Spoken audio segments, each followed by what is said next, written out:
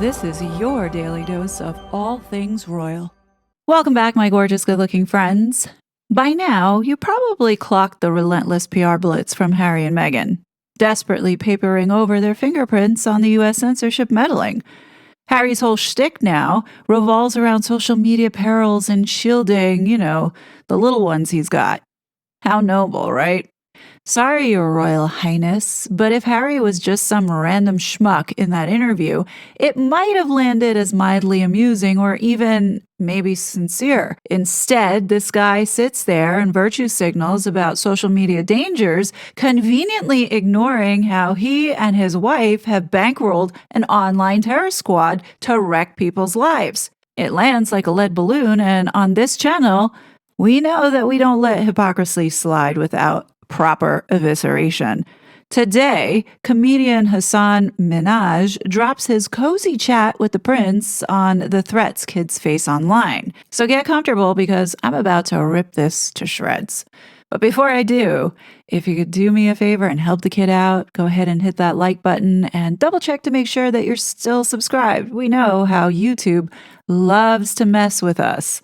Alrighty, let's begin. Please have a seat. Oh, all right. That's very nice. Oh, we got water and a shot of coffee. Very We nice. got some chai. Have you had this? This is my chai cafe. If you want, Is some. it? Cheers, man. Yeah, cheers. Very nice. Holy because we're parents. We have young Yep. young children. So Yep. I have 2 children, 7 and 5. You have 2 children, 6 and 4. Correct? Mm-hmm. That's why I thought it was so interesting that we're meeting at this juncture in our lives. Mm-hmm. Like so many of these real existential crossroads. Well, look. First of all, I think we should be very grateful that our kids are as young as they are. And these are platforms. This is an industry that has been going for 20 plus years. Mm-hmm. And if the last 10 years, as they claim, the suicide, deaths, harms of social media, especially to young people, what they describe as unintended consequences. In a dramatic moment, Zuckerberg turned to face and apologize to dozens of parents holding up photos of their teens whose deaths they blamed on social media. But in a prepared statement, he still maintained that his platforms, Facebook and Instagram, did not bear any direct responsibility. Will you take personal responsibility? Senator, I view my job and the job of our company as building the best tools that we can to keep our community safe. Well, you're failing at that. Well, Senator, we're doing an industry-leading effort. We build AI tools nonsense. Your product is killing people. If the last 10 years has been unintended consequences, where are we at now? I mean, the general consensus is it's too far gone. The genie's out of the bottle. That's how people feel right now. My hope is that this is an era, a really bad one, that we need to solve and we need to fix. And really the solution is safety by design, which is a relatively easy thing to do, but it's just being neglected. They keep moving forward, constantly inventing new justifications, with child protection and AI being the latest predicates for censorship. They are constantly seeking to change norms, carefully embedding their more totalitarian and less popular agenda items into more popular packages of protecting privacy, children, and avoiding future harm from AI. And what we've learnt over the last few years is the exploitation of minds, of what effectively destroys kids' self-esteem, kills their sleep, kills their independence. Yeah. The very thing that supposedly connected people has now created more isolation than ever before. But is Hypocrite Harry going to talk about how he and his wife have contributed to this problem, exacerbating it, causing this isolation and division and hatred online? I don't know if you guys have hit this crossroads yet, but what are you going to do when your kids ask for a cell phone?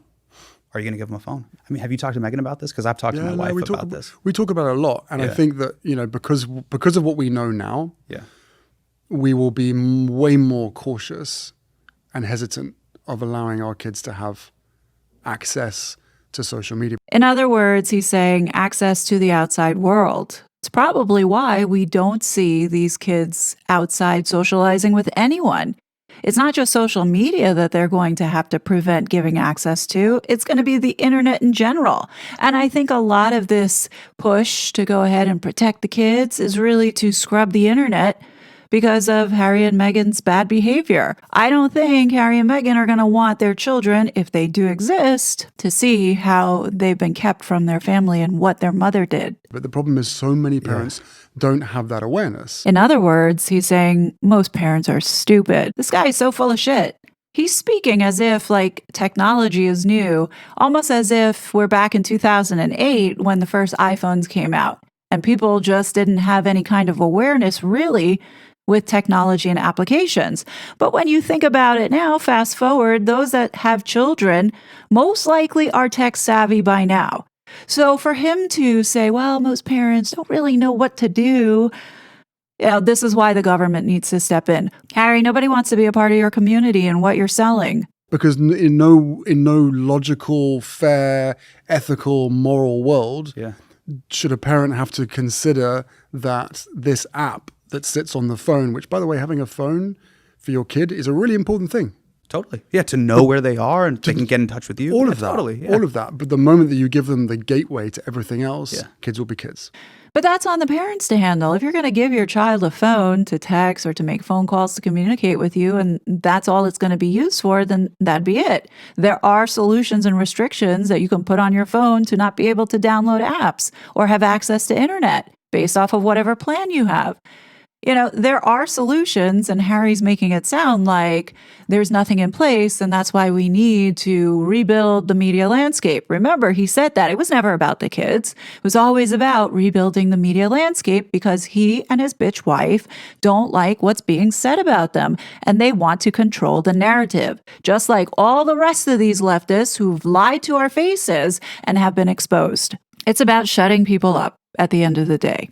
What are you guys going to do when you hit that 8, 9, 10 place? I don't know what to do because I feel like I'm being opted in. Like I have no choice. The QR code, the Chromebook over the textbook. I feel like my hand is being forced. Look, you're right. A lot of parents don't, I think, feel as though they don't have a choice. No, a lot of parents don't because the government and the education system is what is taking away that choice.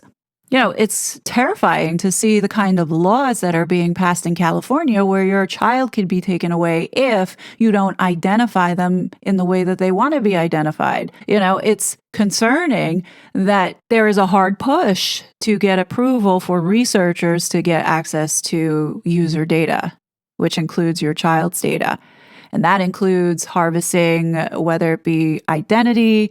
I mean, there's a lot that can go wrong here, but Prince Harry has said it multiple times that it's important that we give access to these researchers so they can analyze and see what people are thinking and what they are saying in order to help guide, whether it be the algorithm in shifting train of thought to influence behavior. That type of control is what they are trying to achieve. A lot of parents don't, I think, feel as though they don't have a choice.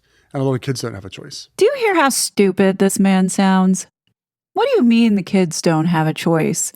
Kids have more choices today than ever in history. There has to be boundaries and limits being set by the parents, and you have to put that accountability on the parents. You cannot leave it in the hands of people like Harry to decide what's acceptable and appropriate for your child to be doing on the internet. That's not going to work. Right. Because the reality is that if you talk about just having a phone, a smartphone and a sort of a old school phone, two very different things. If you want to be able to contact your kid, maybe we should just be giving them the old school phone. I don't think that that's such a bad idea. I think there's a huge opportunity here to bring back the flip phones, especially with all the surveillance that these governments want to have over the citizens.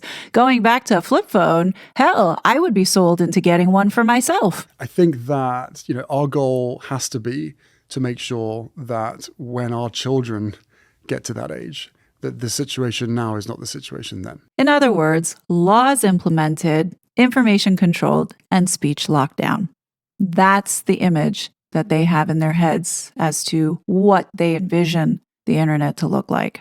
There's no reason why it should be. Yes, we have to accept that the world is changing.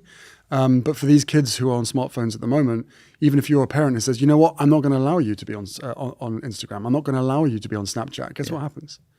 They go to school, they get bullied because they're the only person that's not on that platform. Correct.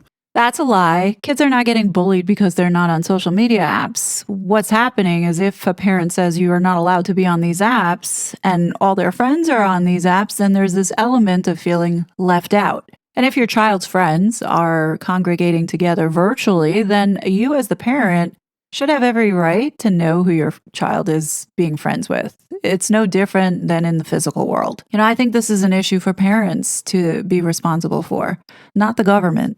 And what we're seeing with Harry and Meghan is using mental health as the excuse and exacerbating the problem, making it sound as if all of a sudden now suicide is this novel thing that's been happening because of the internet. Or we have eating disorders, or we have bad behavior in general, bullying.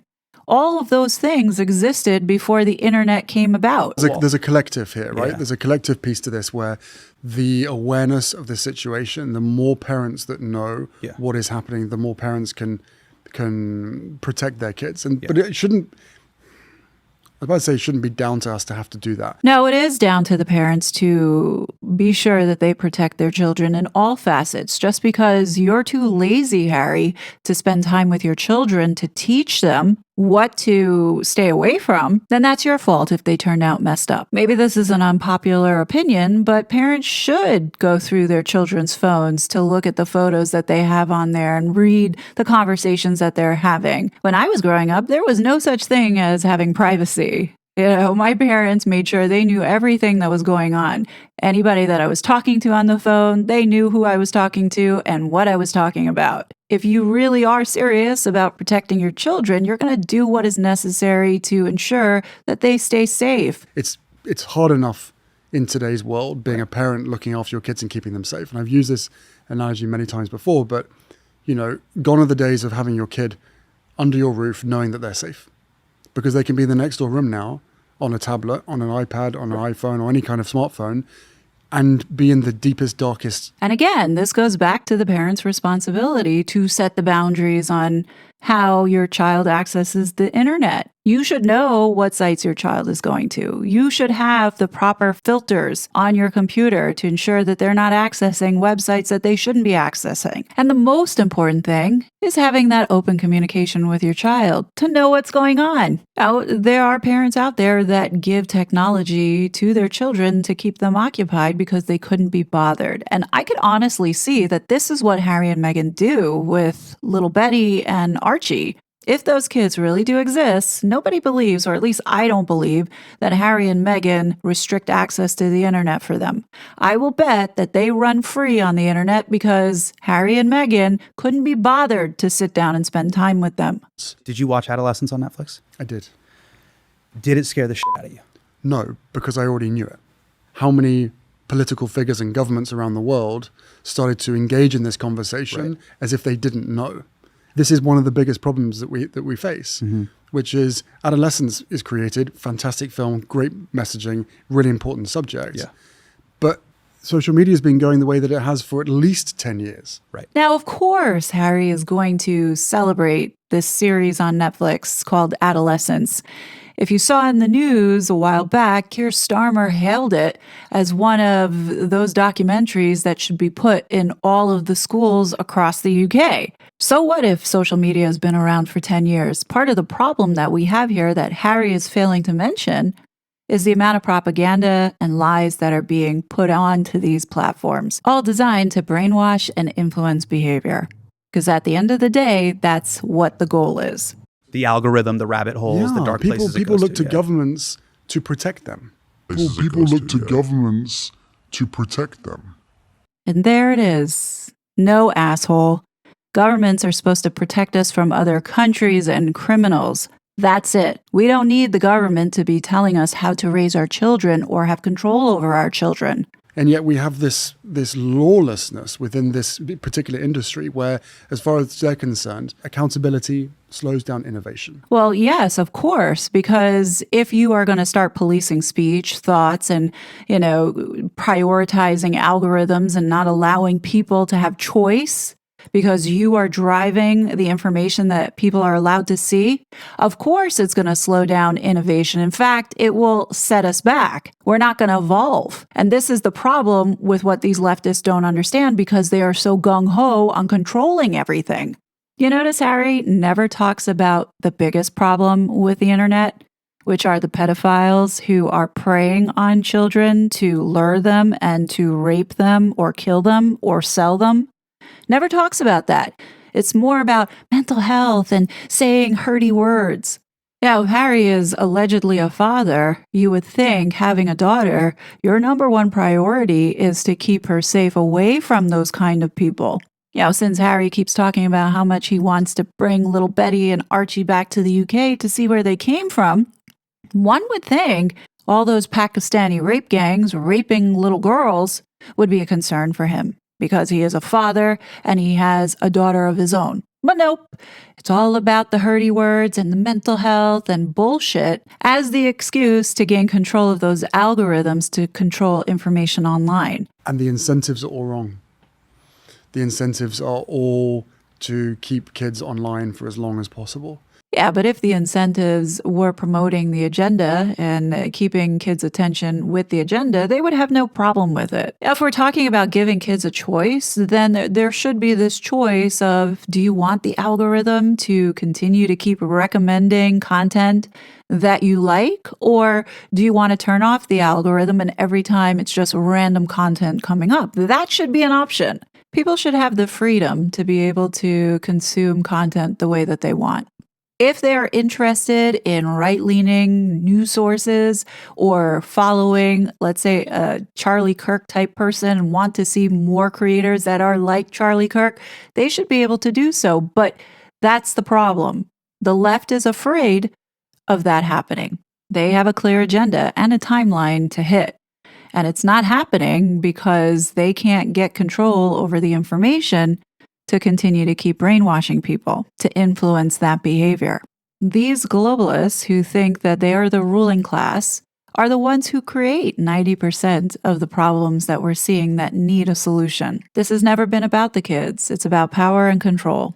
To farm and process your thinking, your thoughts, and just keep you there for as long as possible so they can make as much money as possible. Yeah. They don't actually care. And I think the real question we need to be asking ourselves is what is the future that we want built for us? And there it is. He's telling us exactly what they're trying to achieve, which is to control the data and to be able to influence behavior and outcomes. What do they want to see the future to look like? Well, if they can control the youth and influence their behavior, then the end state will be this dystopia that they have been envisioning for the past 50 years. I'll never forget the engagement interview where Harry was like, we're going to show the youth how to see the world the right way. Try and encourage others and the younger generation to be able to see the world in the correct sense rather than perhaps having a distorted view. What is that even supposed to mean? Like, there is no right or wrong way to see the world. But this was the clear focus. And now, fast forward, it all makes sense. This is all about controlling their minds and controlling what they do and how they think. Or what is the future that we will build for ourselves? What does the future look like? And what does our culture look like? Well, the cultural norms of, do we do this? But that's the piece to it. Events, the piece to it. Like, how do we mobilize? And that right there is all Barack Obama. To be able to ensure that the future of our digital space isn't created by a small group of elite, powerful people. Tech oligarchs, sure. Tech oligarchs, you said it. In a boardroom, as opposed to for the people that are using it. This is so rife with hypocrisy because Harry is in bed with all of these tech oligarchs. So for him to sit up there and say it's concentrated in this small group of elite tech oligarchs, you know who he's talking about? He's talking about Elon Musk. If Kamala was in office, it would be a completely different story because he and his bitch wife would have a seat at the AI digital table. That's what they're all mad about, essentially. Because now you have Larry Ellison, Palantir, OpenAI, all these companies that Harry and Meghan have no foot in the door with. But before, they were with Reid Hoffman, Bill Gates, and to a certain extent with Facebook because they had the connection with Nick Clegg and those fact checkers. But ever since Nick Clegg had been let go and Mark Zuckerberg is all of a sudden now a defender of the First Amendment, the last social media company where Harry and Meghan might have some influence would be with Google due to Harry's relationship with Travelist. But even now, with all the focus on Google censoring many Americans, I don't think Google is going to continue to keep coming to the aid of this couple. So they really have lost all of their power and clout to control their narrative and to silence and shut people up as a result of this new administration. And it's not just them, it's the whole entire left that were a part of this censorship complex. They're all pissed off. There's a moral and there's an ethical argument, which I think is very clear. What still astounds me is the lack of legal protections. Same. Again, it's like as a company, if you're working in that company, surely you would want accountability. Yeah. Oh yeah, Harry, accountability is coming and Congress has something in the works. I hope the day comes where we're able to sue you for censoring us and as well inflicting psychological harm onto unsuspecting innocent people. Literally killing themselves because of social media. It's still very easy for the companies to turn around and say, well, if you don't like it, don't use it. Yeah. It's like, well, you're the ones that made it super, super addictive in the first place, and now you've got the kids hooked on it. You see, Harry, that's what freedom is all about. You know, my perspective on social media is it's your choice to be on there.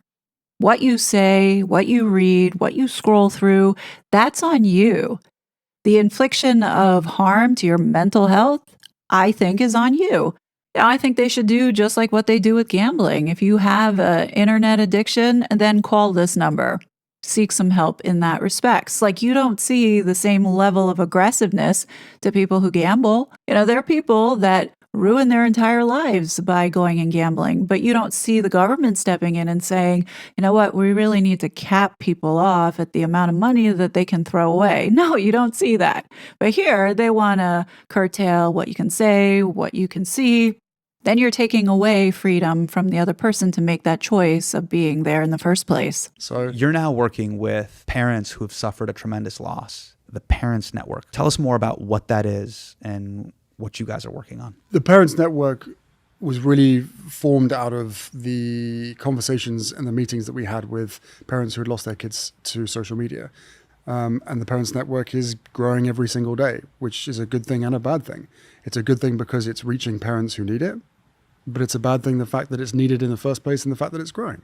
Somehow I have a really hard time believing that there are parents who are part of this Parents Network just because Harry and Meghan globally are known as the biggest bullies. And, you know, for the most part, everybody has seen what this couple have done to their own family. Like, why would you be associated with these two?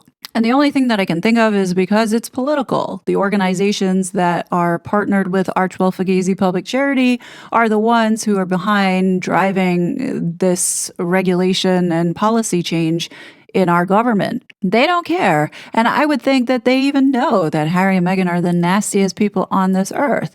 But it's because of the visibility that these two bring globally to this cause is why they hang on. Because ultimately, the end goal is to get these reforms. Was there a particular moment that made you go, this is something that I want to focus on? Was it something that you experienced in your life that made you want to focus on this? Yeah, no, for sure. Like myself and my wife, we've talked about this quite a lot. You know, we've had our fair share of beatings on social media. And I guess when we moved to the US, one of the things that we both agreed on was, yes, we could focus on the things that really that are very clearly, obviously aligned to our passions and causes. Yeah. Social media, the tech industry was not one of those things. It just wasn't something you were clocking at the time. No. Yeah. But what we agreed and what we were in search of was what is the root cause of so much suffering and pain around the world. And if we can identify that, how can we shine a light on that and support the people trying to change the industry? And then it was the tech industry, and it was social media, and we're like, well, that's not very sexy. There's no real. How do you tell this story? And then we saw the experts at Stanford, and we realized there had been a growing group of experts and researchers who had been raising the alarm for so many years and weren't being listened to. I hope you can see that They were Harry's active with the people who were recollections trying are to definitely censor varying American and conservative so when they voices. showed up So here in don't pull 2020, this, immediately they were meeting with social media for a companies while and the noticed University that of there were Stanford the youth who were suffering so much. No, Harry, you were censoring all of us.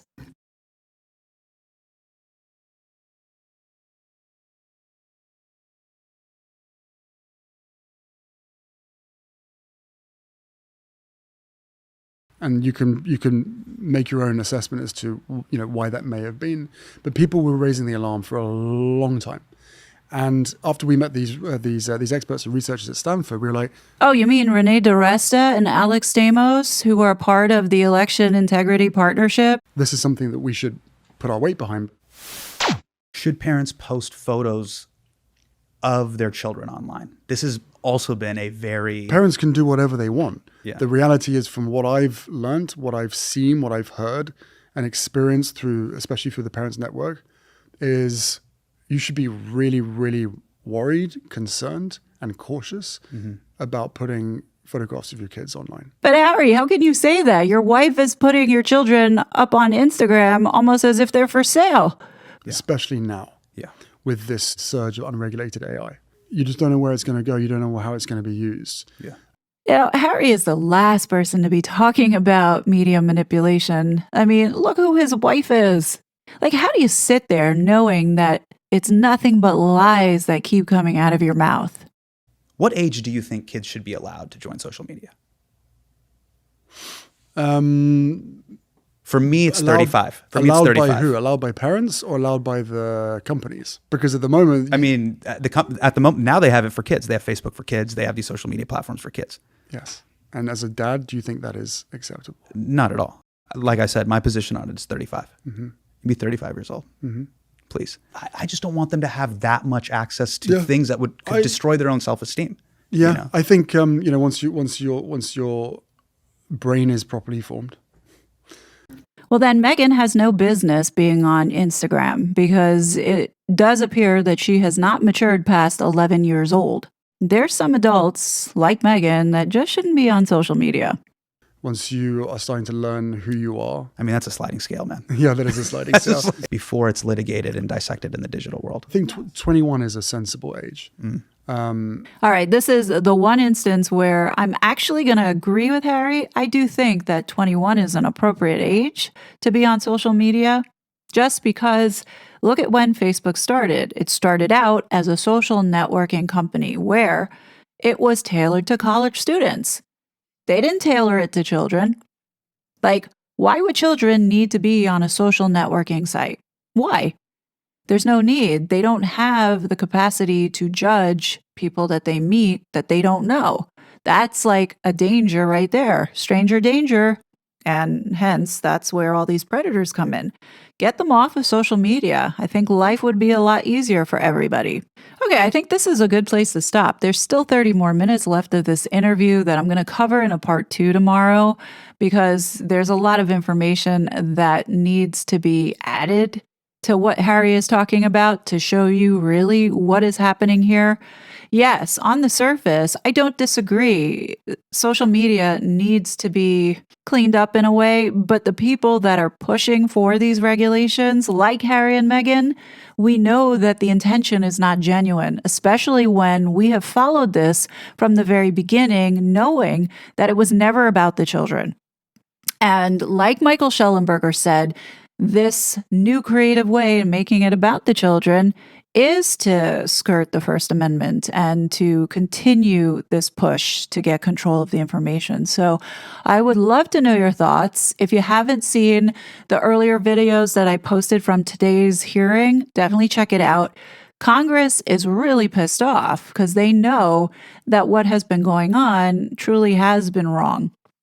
And, you see a lot of people now pulling back and trying to, reshift the narrative and focus, just like with what Harry and Meghan are doing. It's going to be interesting as this continues to develop. So definitely let me know your thoughts below. As always, I will be back with more content. But until then, please be safe and I'll talk to you later. Bye. Such a fraud.